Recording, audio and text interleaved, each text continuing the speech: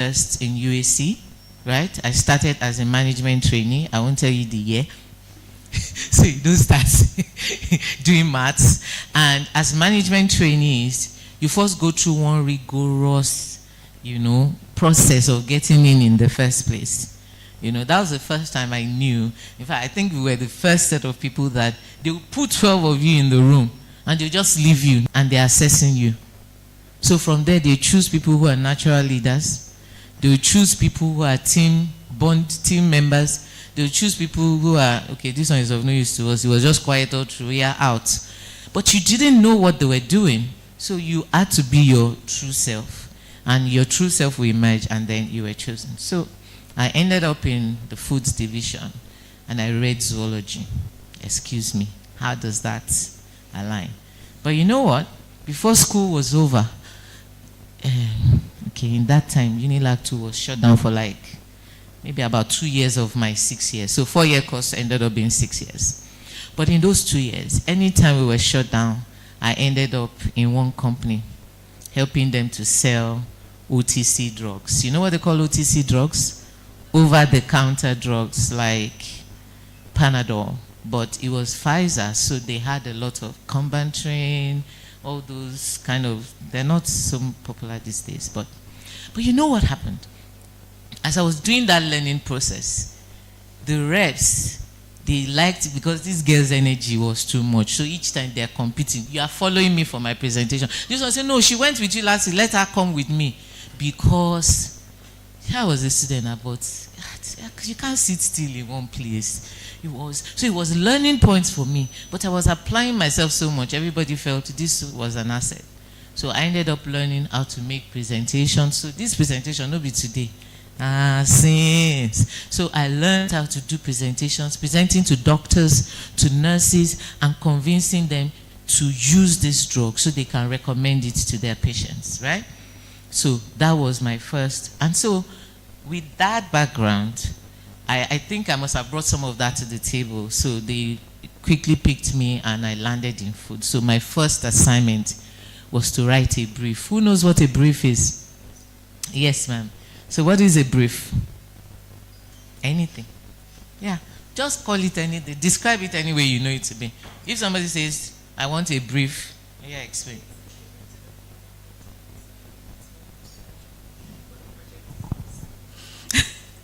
So a brief is a document that contains a detailed narration of what the project is about, the goals, the objective, expected deliverables. Fantastic. So I was given that assignment, and I was a scientist now. And I was to write about, I think, the launch of ice cream or something like that. So I wrote the brief in my own way.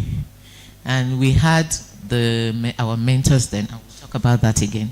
They were called industrial tutors. And he said, Bukola, you have written like a scientist that you are. And I said, thank you, sir. My other colleagues said, and you too, you have written like a lawyer. So I'll now teach both of you to write like a marketing person. And then we started our learning journey, knowing how to describe who the audience is, knowing how to personify, a thing, and describe an audience. And you say, oh, our audience is a young and upwardly mobile individual. They spend their days. I didn't know anything like that before now. You now start imagining what your customer was like, and you start penning all of that. Or you say you want to describe what your ice cream will be like.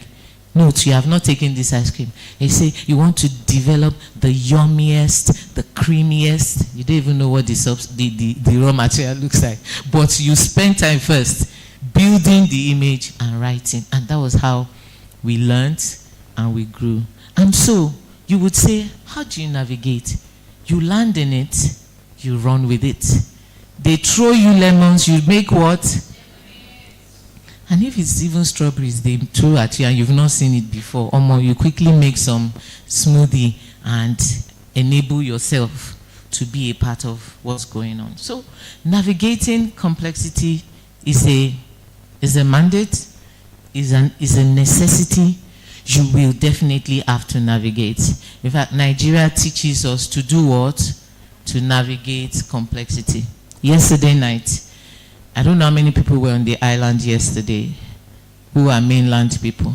Did you see Shege? Or you saw the brother of Shege coming back home? You know, I kept on looking at Google Map, and I was like, no, this is not nice. My driver will come and say, you to keep watching. When you see a time that makes sense, come back. Because I don't even like driving through traffic. But then there's the complexity of fuel scarcity, and then the cost of the fuel. And I will now sit in traffic. Nah, no, it can't happen. So we were both watching. Then he said, take one place. I said, that place will be dark at this point. Let's not engage that kind of complexity. So we took Eco Bridge and we kept on, I was checked clear. Even though the map was saying it's red, I said, but it's looking like it's clear. Let's go further. And we kept on going further. And that is how to navigate complexity. You make your choices, and along the way, you keep deciding what is your best line of action. I put here, feeling too young to be exceptional, because I believe all of us in this room, myself included, we're all young, Abby. Yes, sir. Are we not? Not the we. We are all young. Are we not young? Exactly. So, look at this lady at the age of 21. I've all passed 21. Abby? True or false? Have we founded our own flying doctors? It's coming. It's inside here. Okay, right? We need to incubate those ideas and birth them. And if you are not the entrepreneur, nothing wrong with that. In your career, you have to map your plan and say, what is my goal? I want to be a senior like this, my Femi here. Or you want to be a senior like me here. Or a senior like P.O. here. And there are many seniors here. I may just not know you, but I know you are there. So you need to map it. And so see what adversity brought. An adverse situation, they could not evacuate. And she lost her family. And she said, look, I must change this narrative. And she has changed the narrative, right? And that is what we call not too young to run. This is the true example of not too young to run. Not the not too young to run that we're doing, that you get there, you lose all the essence of your youth or your youthfulness. All ideas, they go out fast and you're chasing money like the others. This is the example of not too young to what? Run. So we can make a difference. We can be passionate about what we have and what we own, and we can then navigate complexity. So first things first, who are you? So let's answer the questions quietly in the inner recess of our hearts. What defines you? Money? Money? Money is good though, Abi? It's good, but is that what defines you? I saw this kit where somebody called some young children and said, this paper, they wrote God here, and this one, this is money, choose. And all the others would say, no, take money, leave God, take money. And one small boy would say, no, now let's take God, let's take God. And the guy pulled the young one that said, let's take God. I said, where are your parents? He said, my mother is over there, she's over there. And he brought out a whole load of money that he has kept somewhere and followed the guy. And the others were like, no, now we've changed, we take God. No. It's almost as if there's something around money that has turned the narrative for every one of us. You know, we all sit here, we abuse the politicians. Just pray that when they give you the opportunity, you will not be the first to deny Jesus. Because the influence, when you have not mastered the art of having and not having, the influence can cost a lot of kata. So anyway, let's decide what is defining us. A lot of us, when we want to leave jobs, is the money. And it depends on your, what's driving you, at that time. So I'll give you my own example. So you don't think that I'm saying it also nice, right? So at some point, I needed to leave a very good place. And I've not worked in so many places. I've just had great opportunities in each one of them. So I had children. Now I'll be letting the cat out of the bag. My daughter was going into A-levels, and so things were starting to change in terms of requirements of funds. So I said, this job can't work. Oh. We need something what? Bigger. And there were opportunities I got, and it took me time. I waited. I spoke with so many people. I listened to so many of my mentors, and everybody was like, oh, the head of that place is fantastic. I think you should take it. This, and then, of course, they pay well. Oh, my God, you should.